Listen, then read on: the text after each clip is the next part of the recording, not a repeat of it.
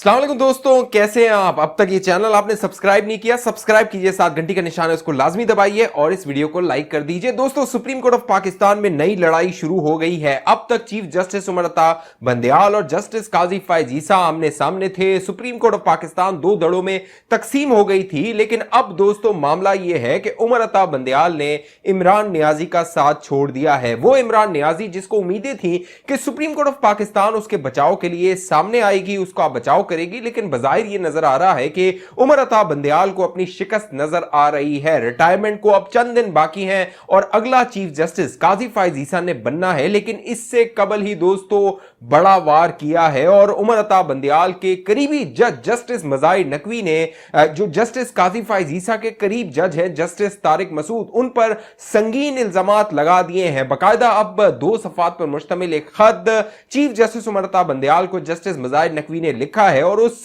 खत में बाकायदा सरदार तारिक मसूद पर संगीन इल्जामात लगाए गए हैं। उस खत में यह तासुर दिया जा रहा है कि शायद जो दूसरे नंबर के सीनियर तरीन जज हैं काजी फैज ईसा के बाद सरदार तारिक मसूद, वो चाहते हैं कि जस्टिस मज़ाहिर नकवी के खिलाफ संगीन कार्रवाई की जाए या फिर उनको सुप्रीम कोर्ट से उठाकर बाहर फेंक दिया जाए। इसकी पूरी तफसील मैं आगे आपके सामने रखने वाला हूं, लेकिन पहले आप दोस्तों को बताते हैं कि इमरान नियाजी का साथ आखिर उमर अता बंदयाल ने क्यों छोड़ दिया। दोस्तों, जो इस्लामाबाद हाई कोर्ट है वहां से इमरान नियाजी की उम्मीदें बंधी भी थी, लेकिन जो इस्लामाबाद हाई कोर्ट ने अब 14-15 सफ़ात पर मुश्तमिल फैसला जारी किया है, उसके बाद अब इस फैसले को इमरान खान और उनके वकला ने सुप्रीम कोर्ट ऑफ पाकिस्तान में चैलेंज कर दिया है। इससे कबल सुप्रीम कोर्ट ऑफ पाकिस्तान का दरवाजा खटखटाया गया था। उमर अता बंदयाल से यह उम्मीद थी कि जो इस्लामाबाद हाई कोर्ट में केसेस की समाअत हो रही है, जो सेशन अदालत में तोशाखाना के हवाले से केसेस की समाअत हो रही है, शायद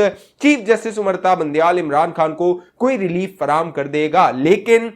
जब उस वक्त चीफ जस्टिस उमर अता बंदयाल ने एक 2 रुकनी बेंच बनाया, उसमें जस्टिस याया अफरीदी और जस्टिस मुसर्रत हिलाली को शामिल किया, तब से ही ये आसार नजर आ गए थे उमर अता बंदयाल ने हाथ खड़े कर दिए हैं और अब वो नियाजी का मजीद साथ देने को तैयार नहीं है। वो जो बदनामी समेटी गई थी चीफ जस्टिस उमर अता बंदयाल की जानिब से, अब वो अपने आखिरी दिनों में उस बदनामी का जो दोख है वो अपने सर पर उठाकर रिटायर नहीं होना चाहते हैं। फिर जो 2 रुकनी बेंच था जस्टिस याया अफरीदी और मुसर्रत हिलाली, उन्होंने इमरान नियाजी को इस्लामाबाद हाई कोर्ट के रहमो करम पर छोड़ दिया। फिर इस्लामाबाद हाई कोर्ट ने अब एक फैसला जारी किया और उस फैसले के बाद दोस्तों बड़ा अहम मामला यह है कि तहरीके इंसाफ और जो तहरीके इंसाफ का प्रोपेगेंडा ब्रिगेड है वो ये प्रोपेगेंडा कर रहा था कि इमरान नियाजी को बड़ा रिलीफ मिल गया है। इस्लामाबाद हाई कोर्ट से जो तोशाखाना का फैसला है उसको कलअदम करार दिया गया है, यानी जो सेशन कोर्ट समाअत कर रहा था, और सेशन कोर्ट को हुक्म दिया गया है कि वो इस मामले की दोबारा जो दायरा इख्तियार है उस हवाले से दोबारा समाअत करे।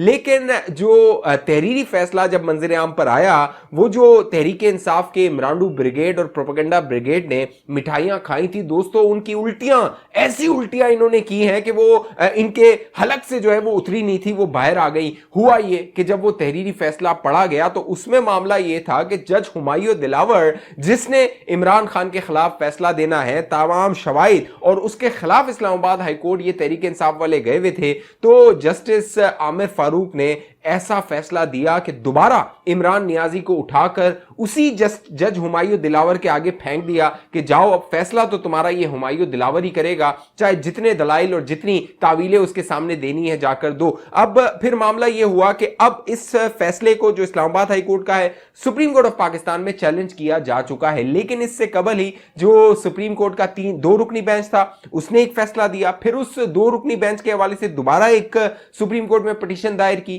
तो फिर जो चीफ जस्टिस था उसने 3 रुकनी बेंच बना दिया और उस 3 रुकनी बेंच में जस्टिस मज़ाहिर नकवी को भी शामिल कर दिया। और जब जस्टिस मज़ाहिर नकवी को शामिल किया गया तो जो सुप्रीम कोर्ट ऑफ पाकिस्तान की जो सियासत है उस पर जो लोग नजर रखते हैं उनके कान खड़े हो गए और वो सोचने लगे कि आखिर उमर अता बंदयाल ने अपने धड़े के जज यानी जस्टिस मज़ाहिर नकवी को इन 2 जजेस जो कि बाउसूल और कानून के मुताबिक चलने वाले जजेस हैं, जस्टिस याया अफरीदी और मुसर्रत हिलाली, इनके साथ क्यों शामिल कर दिया। तो फिर मामला यह हुआ कि जब इस 3 रुकनी बेंच ने समाअत की, जिसमें जस्टिस याया अफरीदी उसकी सरबराही कर रहे थे, जस्टिस मज़ाहिर नकवी थे, जस्टिस मुसर्रत हिलाली थी,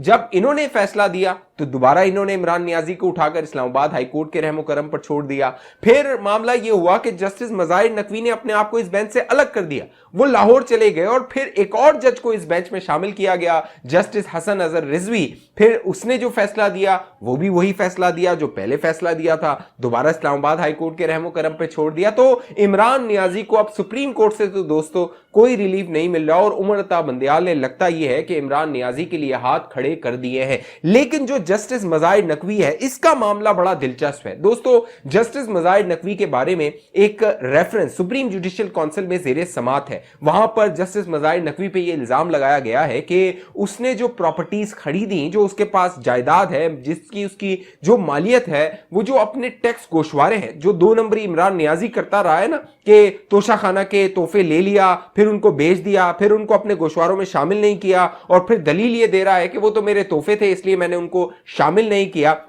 तो अब जस्टिस मज़ाहिर नकवी भी इसी तरह की दलील दे रहा है और उसका कहना यह है कि मेरे खिलाफ एक मुनज़्ज़म साजिश के तहत यह सारी कैंपेन चलाई जा रही है और मुझ पर यह इल्जामात लगाए जा रहे हैं। जस्टिस मज़ाहिर नकवी ने 2 सफ़ात पर मुश्तमिल जो सुप्रीम जुडिशियल काउंसिल के सरबराह हैं यानी चीफ जस्टिस उमर अता बंदियाल, उनको एक खत लिखा और उस खत में उन्होंने जस्टिस सरदार तारिक मसूद, अच्छा जस्टिस सरदार तारिक मसूद इसलिए अहम है कि अब तक जस्टिस तारिक मसूद और जस्टिस काजी फायज ईसा इख्तलाफ करते रहे थे, बाकायदा वो खतूत लिखते रहे थे चीफ जस्टिस उमर अता बंदियाल को और उसमें वो मुतालबा करते रहे थे कि जस्टिस मज़ाहिर नकवी के हवाले से जो केसेस ज़ेरे समात हैं उन पर कार्रवाई को आगे बढ़ाया जाए और जस्टिस मज़ाहिर नकवी के हवाले से ये जो मामला है कि आया वो गिल्टी है यानी वो कसूरवार है, उन्होंने जो जायदाद बनाई वो गैर कानूनी तौर पर बनाई या फिर वो बेकसूर है, उनको एक तरफ लगा दिया जाए। अब 2 खतूत थे जो जस्टिस तारिक मसूद ने चीफ जस्टिस को लिखे थे, एक 3 अप्रैल को लिखा था और एक 26 अप्रैल को लिखा था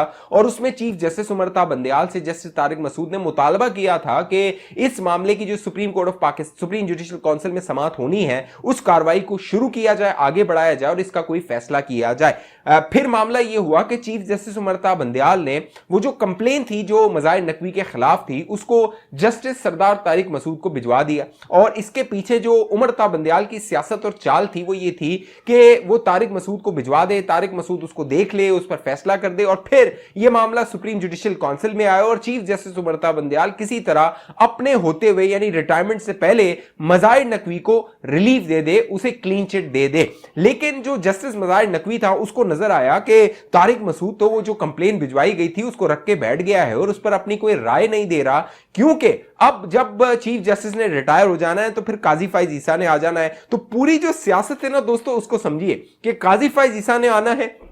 तारिक मसूद ने अपना राय देनी है और जो मज़ाहिर नकवी है उसके खिलाफ जो फंदा है वो और तगड़ा हो जाना है और उसका शिकंजा सख्त हो जाना है। इसीलिए जो मज़ाहिर नकवी है जस्टिस उसने ये खत लिख के प्रीएम्प्टिव स्ट्राइक किया। जिस तरह इमरान खान की सियासत एक चाले होती है ना कि वो कुछ होने वाला होता है यानी उसकी नाअहली होने वाली है तो पहले से कहना शुरू करेगा देखो ये मुझे साजिश के तहत नाअहल करना चाहते हैं। अगर इमरान खान की गिरफ्तारी होने वाली है तो पहले से एक प्रोपेगेंडा शुरू कर दिया जाएगा कि इमरान खान हमारी रेड लाइन है। इमरान खान कहना शुरू कर देगा देखो ये मुझे जो है वो गिरफ्तार करना चाहते हैं। इमरान खान की अगर सियासत से नाअहली होने वाली हो, सियासत से वो बाहर होने वाला हो कानूनी तौर पर, तो फिर वो प्रोपेगेंडा शुरू कर देगा कि देखो ये तो मुझसे घबरा गए हैं, ये मुझे बाहर करने वाले हैं। तो यही चाल अब मज़ाहिर नकवी ने चली है और वो चाल ये चली है कि उसने पहले ये खत लिख दिया है ताकि अगर आगे जाके उसके खिलाफ फैसला हो तो वो पहले से कह सके तो मैंने तो पहले ही बता दिया था कि मेरे खिलाफ साजिश हो रही है और उसमें जो जस्टिस तारिक मसूद है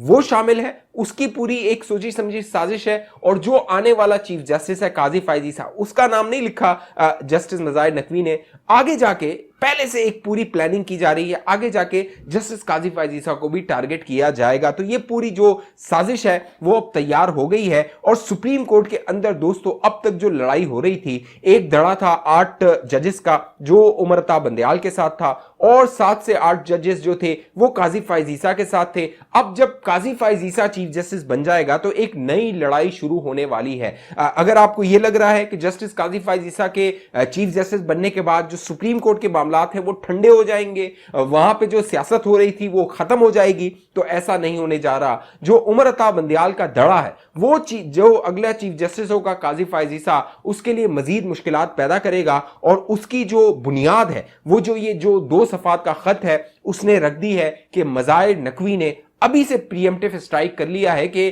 काजी फायज ईसा को किसी तरह उनके खिलाफ जो फैसला है वो आने से पहले मुतनाज़ा बना दिया जाए और ये तासुर दे दिया जाए कि जो दोनों जजेस हैं काजी फायज ईसा और तारिक मसूद ये तो मेरे खिलाफ हैं, क्योंकि ये दोनों जजेस हैं जो पहले भी जो उमर अता बंदियाल है उससे इख्तलाफ करते रहे हैं और उमर अता बंदियाल के और इमरान खान के इमरान जजेस से ये इख्तलाफ करते रहे हैं। इस हवाले से आप दोस्तों की जो भी राय नीचे कमेंट कीजिए। अब तक ये चैनल आपने सब्सक्राइब नहीं किया जरूर सब्सक्राइब कीजिए, बेल आइकन का बटन लाजमी क्लिक कीजिए, इस वीडियो को लाइक कीजिए। किस शहर किस मुल्क से ये वीडियो देख रहे हैं नीचे कॉमेंट करके बताइए। फेसबुक पर देखने वाले दोस्त हमारे पेज को लाइक फॉलो करके इस वीडियो को शेयर कर दीजिए। अगली वीडियो तक मुझे इजाजत दीजिए, अपना ख्याल रखिएगा। पाकिस्तान जिंदाबाद।